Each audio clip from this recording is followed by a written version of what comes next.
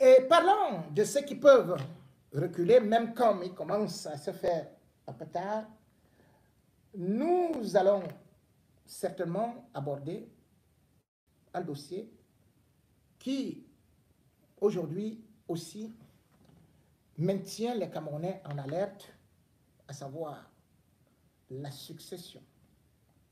Et dans cette succession, ce ne sont pas là ce qu'on attend qui sont en compétition, mais plutôt d'autres jeunes loups qui font actuellement sensation.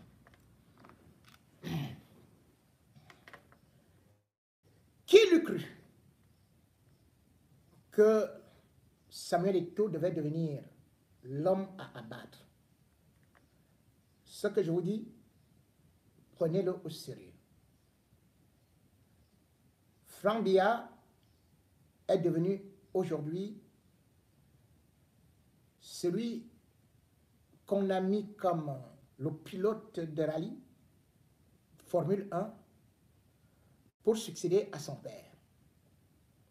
Beaucoup de réunions sont faites dans les cercles du pouvoir pour pouvoir lui donner non seulement une aura, mais surtout faire de telle sorte que le peuple camerounais puisse l'accepter.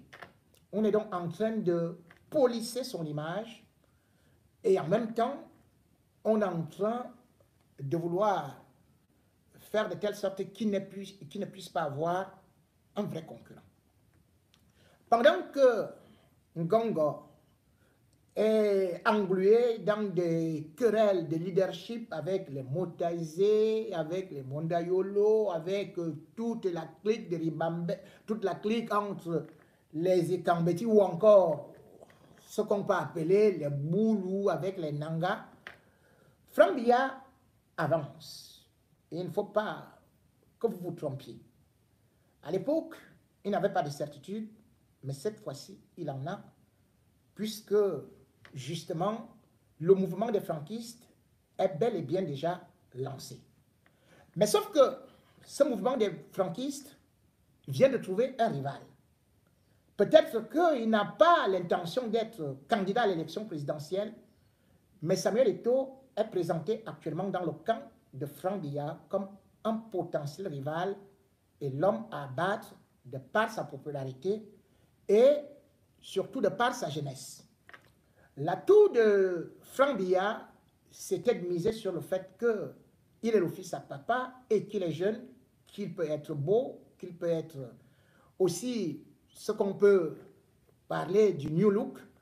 Mais sauf que aujourd'hui, Samuel Eto'o, lui également, apparaît comme un homme qui est en train de soulever des foules à chaque fois qu'il fait un déplacement et à chaque fois qu'il prononce un mot, tout est filmé, tout est disséqué et tout est envoyé rapidement auprès des services secrets. Et Franck Biya également est dans cette position que maintenant il est convaincu qu'il a un seul adversaire, c'est Samuel Eto'o, puisqu'ils envisagent, bien évidemment, en introduisant certains éléments, que ce soit dans le MRC ou dans d'autres partis, les éliminer. Il ne restera donc que finalement Samuel Eto'o qui lui aussi est potable, même auprès du régime. Samuel Eto'o est allé à Garoua. Garoua, parce qu'il y avait les playoffs du championnat MTN et Elite One. Mais en y allant, il a non seulement soulevé les foules, mais surtout, il a offert 30 millions au Lamida de Garoua pour la reconstruction de la mosquée. Ce geste et surtout les chants qui ont accompagné l'arrivée de Samuel Eto'o à Garoua a fait de telle sorte que des réunions de crise se tiennent auprès des franquistes. Déjà mercredi, Aladji Abo, Aladji Mamadou Abo, le milliardaire de Ngaoundéré, celui qui tient ce qu'on peut appeler l'agroalimentaire au Cameroun, a tenu à lancer ses troupes dehors pour barrer la route à Samuel Eto'o, ou plutôt pour promouvoir les franquistes. L'ordre est venu, ou plutôt injonction, ou plutôt bénédiction est venue d'Etoudi de promouvoir actuellement Frank Biya. Et dans cette optique, Alhaji Abo a réuni ses troupes. Certes, il n'a plus beaucoup d'argent parce que ses entreprises sont maintenant endettées de plus de 14 milliards, mais qu'à cela ne tienne, il reste le sponsor numéro 1 du RDPC, puisque c'est d'ailleurs lui qui a financé en grande majorité l'élection de Paul Biya en 2018. Des réunions ont donc été faites dans la stratégie de faire que la célébrité, la popularité de Samuel Eto'o puisse rapidement être annihilée. Pendant ce temps, de l'autre côté, il y a aussi Kavaye Yege Djibril, qui, faut-il le dire, est aussi l'amido de Tokombéré, qui a réuni ses troupes, affirmant qu'il y avait déjà un laisser-aller pour Frank Biya. Et on a décidé avec les commissaires spéciaux, selon les dernières informations que j'ai obtenues, qu'ils doivent envoyer des éléments, infiltrer la jeunesse pour à la fois promouvoir Frank Biya et en même temps saboter Samuel Eto'o. Parce que, selon Yaoundé, l'élection présidentielle se passe dans le Grand Nord. Et dans le Grand Nord, actuellement, il y a 4 lamidas qui sont très importants. Et on a pu voir comment est-ce que Samuel Eto'o était en train d'y fouler ses pieds.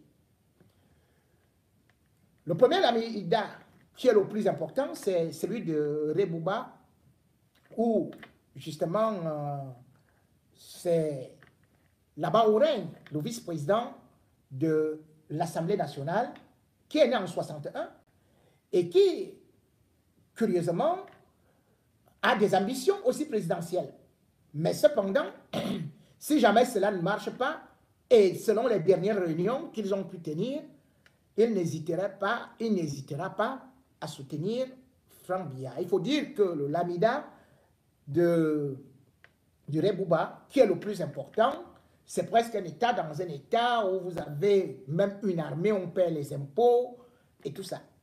Et le deuxième lamida, le plus important, comme on peut d'ailleurs aussi le souligner, c'est celui certainement de Maroua, où Samuel Eto'o était déjà le 27 janvier 2021 et tout avait été filmé, d'autant plus qu'il avait mis là-bas 72 heures et où il avait tenu un autre discours et surtout, il avait bénéficié d'une onction traditionnelle avec des rites qui ont été faits par l'amido, qui d'ailleurs a élevé Samuel Eto'o au rang de Saradaouna, donc de prince.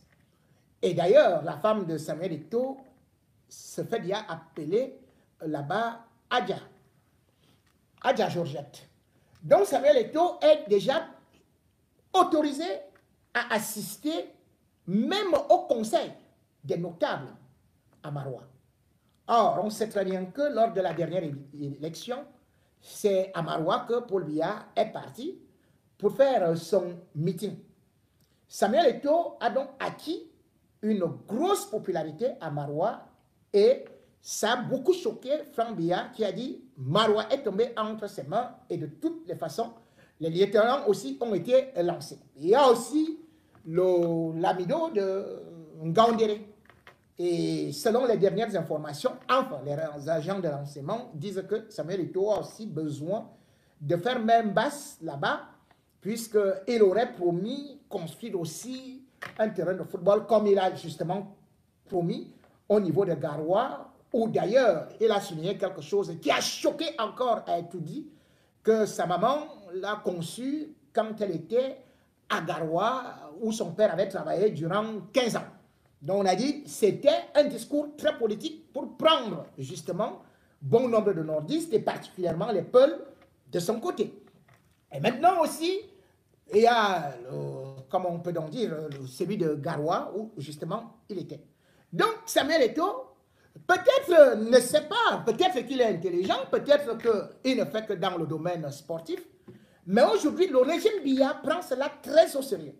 Et c'est pour cela que j'appelle à l'attention du peuple camerounais que si quelque chose arrive à Samuel Eto'o, ne dites pas que je ne vous ai pas averti.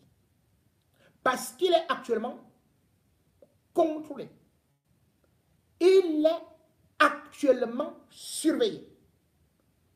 Je peux vous garantir, Samuel Eto'o est en danger. Ce n'est pas une blague, ce que je vous dis. Parce que dans la succession à l'heure actuelle, il faut savoir que Franck Biya prit Samuel Eto'o comme un véritable adversaire qu'il a humilié. Rappelez-vous, Franck Biya, lorsqu'il s'agissait de l'élection au niveau de la présidence de la Fédération camerounaise de football, s'était rendu au Royaume Bamoun avec Sédou Mboumoun Djoya. Et c'est Sédou Mboumoun Djoya qui a d'ailleurs permis à Franck, enfin, qui a accompagné Franck Biya auprès de son petit frère qui est devenu actuellement sultan. Et bien sûr aussi, on dit les bases de la politique ou de certains rituels pour accéder au pouvoir se passent au sultanat, enfin, particulièrement au royaume Bamoun. Donc de ce côté, Franck Biya a eu à aller assumer, et bien sûr aussi, Franck Biya voit que, ou bien dit que, Eto'o a déjà pris de l'avance sur lui. D'autant plus que Samuel Eto'o était au niveau du sud, la région de Franck Biya et de Paul Biya, où il y a eu un véritable bain de foule. Même Paul Biya n'a jamais eu un tel bain de foule. Toutes ces images ont été collectionnées, ont été envoyées. Je vais un peu vous montrer l'envergure de la chose et des images qui me sont parvenues et qui sont maintenant méticuleusement étudiées par rapport au phénomène Samuel Eto'o. Je vais d'abord ici. Là, on chante maintenant pour Eto'o.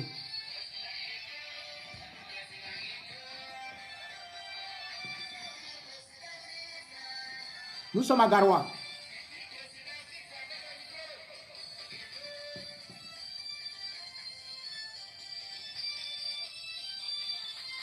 Bon, voyez. Vous avez entendu le président Eto'o à Garoua.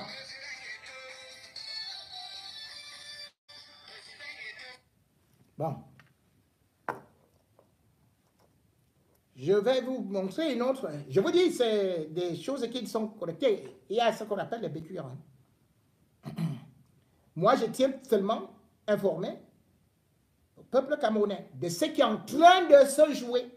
Qu'on ne dise pas un jour que c'est un accident ou bien il a eu un arrêt cardiaque. Qu'on ne dise pas comme ça. Il faut qu'on dise des choses concernant le gars de Le voilà qui sortait justement de là. Vous avez vu.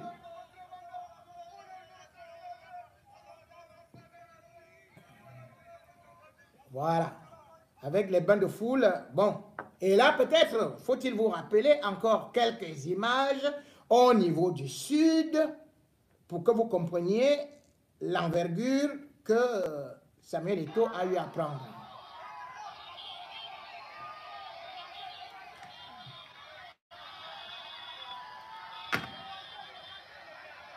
Là, c'est au sud. Ça c'est chez Paul Biya. Ce que Franck Biya ne peut pas faire.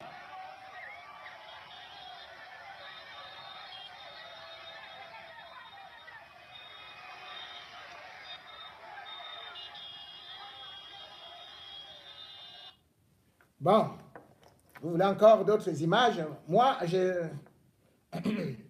c'est des images qu'ils ont gardées pour montrer que tout est dangereux.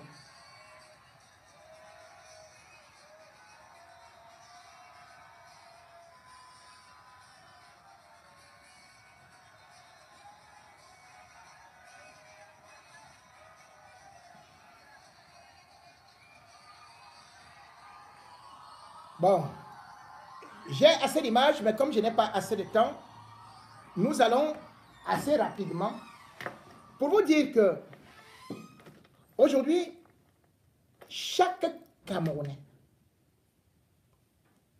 est libre de se présenter à une élection présidentielle s'il respecte, s'il réunit les conditions. Pourquoi empêcher à un autre Camerounais de pouvoir avoir des ambitions? Pourquoi dire qu'on doit maintenant le descendre jusqu'à maintenant, utiliser, même activer la piste du ministre des Sports pour le discréditer? Sur le plan de la communication, bien évidemment, il y a déjà, non seulement, comme je vous ai dit, de l'argent qui circule, mais dans les prochains jours, peut-être comme je parle aujourd'hui, il ne va plus faire de sortie. Franck devrait faire une sortie pour effectivement démontrer qu'il est maintenant prêt à partir, à aller. Mais pour l'instant, il a des lieutenants qui agissent aussi beaucoup sur le terrain, tels que Bachir ou Mamadou. Bachirou, bien évidemment, a aussi distribué déjà beaucoup d'argent pour que la jeunesse puisse maintenant, dans le Grand Nord, se retourner contre Eto'o, mais plutôt en faveur de Franck Biya. Donc la campagne est partie. Que quelqu'un ne vous mente pas qu'on va attendre 2025. Et là où ça se passe, c'est comme j'ai dit, vous voyez certains communiqués, par exemple, le payeur assermenté de la Fédération camerounaise de football, qui vous dit que non, nous on a déjà payé 510 millions à la Fédération camerounaise de football. C'est pourquoi?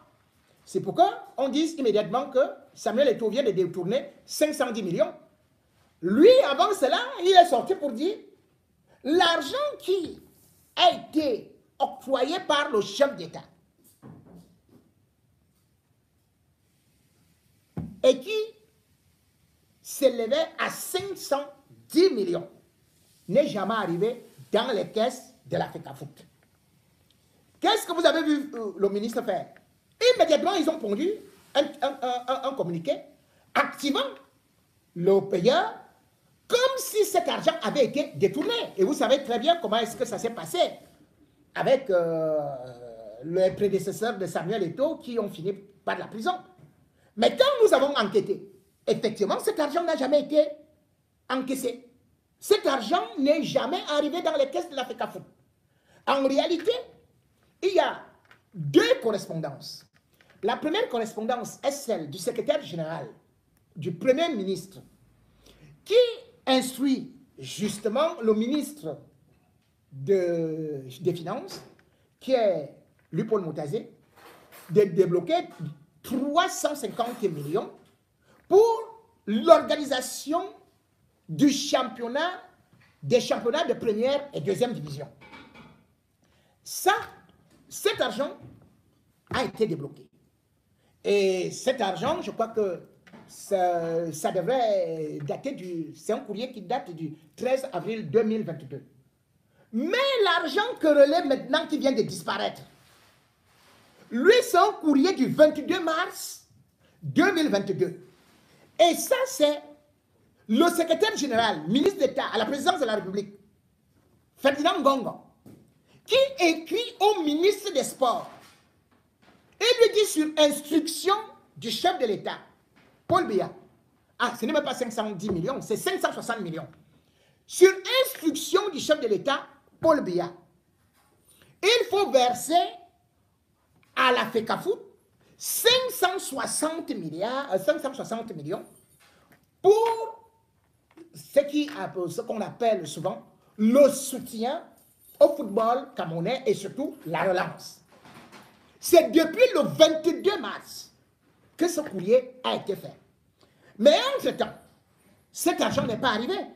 Ne pas confondre ça avec l'autre argent. Parce que quand ils écrivent, selon le courrier qui vient du ministère des Sports ou bien des Finances plutôt, c'est qu'il y a eu deux versements qui vont du 18 avril jusqu'au 27 avril. C'est faux. C'est archi faux. Ces versements ne sont pas arrivés. Il est arrivé, selon des renseignements que j'ai obtenus, non seulement auprès du ministère des Sports, mais aussi des Finances, et aussi du secrétariat général de la présidence, qui dit que nous, on a tout débloqué. Mais le problème, c'est quoi? C'est que Samuel Eto'o a rencontré, ou bien aurait rencontré, parce que là, je ne suis pas très sûr, je n'étais pas là, mais aurait rencontré, ou bien aurait écrit, mais toujours est-il qu'il a fait des démarches auprès du ministre des Sports, Narcisse Mouele Ekambi, pour qu'il puisse entrer en possession de cet argent. Cet argent, je crois qu'il a fait ces démarches, justement, c'était vers le 9 mai, le 3 mai 2022. Le ministre Mouele Ekambi lui a dit, oui, je vais plutôt débloquer, je vais faire débloquer 200 millions. Et c'est pour ça qu'Eto n'a pas pris. Parce que si Eto acceptait les 200 millions, tout de suite c'est le TCS. On allait lui dire qu'il a détourné l'argent de l'État. Puisque la présidence de la République débloque 560 millions. Mais Mouele Ekambi lui demande d'aller décharger 200 millions. Et celui qui doit rendre compte, celui qui doit rendre compte à la présidence de la République, c'est qui? C'est Samuel Eto'o. Où sont partis les 360 millions? Il ne saura quoi dire. On va l'attraper, boum, en prison. Et pendant ce temps, l'élection présidentielle va passer. Je n'ai pas dit que Samuel Eto'o est candidat. Hein. Moi, je n'ai aucune preuve, je n'ai rien. Peut-être qu'il aime faire son show, peut-être comme il est célèbre, peut-être, voilà. Je n'ai aucun élément qui puisse me permettre, et même s'il veut être candidat, c'est de son droit. Mais ce qui est beaucoup terrible dans cette histoire-là, c'est que quand le ministre des Sports est en train de jouer tout ce désordre, eh bien l'opinion ne sait pas ce qu'il y a derrière. Parce qu'en réalité, ce que vous ne savez pas, c'est que chaque Coupe du Monde, il y a des membres du gouvernement qui viennent s'asseoir et qui n'ont rien à faire avec le sport. Même les ministres qui ne sont pas concernés, ils vont vous sortir un bilan. Pas un bilan, mais un budget prévisionnel. Ce budget prévisionnel, si je vous dis, j'ai déjà eu écho. Je ne vous dis pas encore. Mais vous allez sauter.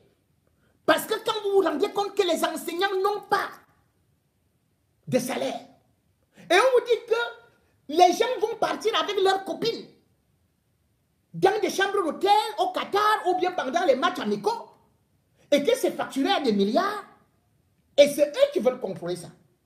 Ils ne veulent pas que Samuel Eto'o ait accès. Et puis, ou bien l'agent comptable de la FECAFOOT, ou même celui des sports, parce que celui qui est là-bas actuellement au ministère des Sports, c'est un agent qui est nommé par le ministère des Finances. Pour une fois, Moutazé n'est pas fautif sur ce côté-là, parce que Moutazé avait donné le OK pour débloquer rapidement les 350 millions. Mais ce qui est mauvais, c'est le rôle de Mouele Ekambi. Mouele Ekambi veut absolument, comme les autres fois, gonfler un budget pour encore voler, contrôler l'argent de la FECAFOOT. On ne peut pas. Pour l'instant, la FIFA a débloqué 1 500 000 € pour la préparation des Lions Indomptables. Le 22 décembre 2022, la FIFA va bloquer 9 millions d'euros pour les Lions Indomptables par rapport à leur participation. Mais cet argent, Mouele Ekambi revendique déjà que c'est lui qui doit gérer cela. Voilà donc pourquoi est-ce que notre football piétine. Parce que des oiseaux grossoripèdes viennent là, uniquement pour manger, bouffer, au lieu de faire évoluer le football camerounais. Quand on parle donc, aujourd'hui, chacun veut amasser une fortune pour préparer, bien sûr, ce qu'ils appellent la succession.